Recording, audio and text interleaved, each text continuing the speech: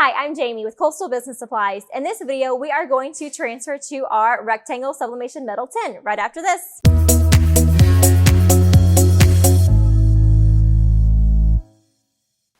And we're back. So today we are going to transfer to our tins. So we have two different styles. We have a rectangle, and then we also have a heart.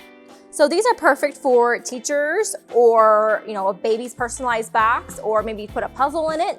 We do sell puzzles online at coastalbusiness.com. So personalized puzzle in it.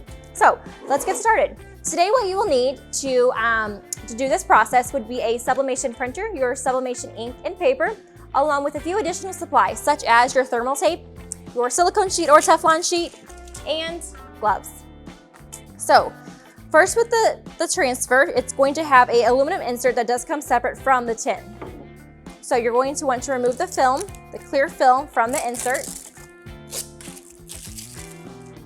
And you're going to grab your transfer paper.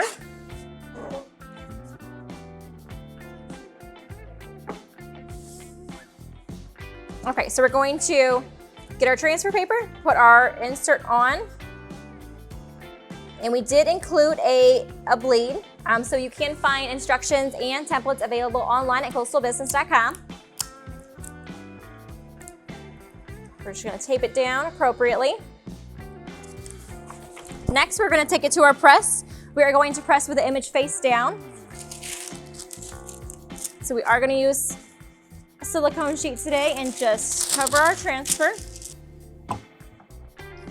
We are pressing today at 400 degrees, 45 seconds with a medium pressure.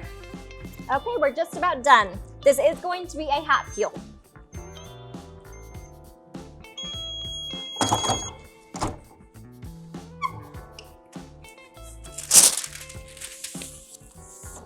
Okay, so we're going to remove it, take our tape off.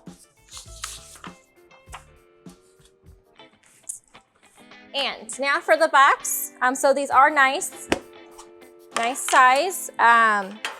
You will take the adhesive off of this so you can place your insert. So it just comes right off. When placing the insert in the lid of the tin, there is a little lip, so there is a guide. So make sure you are careful and to use that when placing this in, because once it's in place, it's kind of stuck there. So then we're just gonna use firm pressure to place it.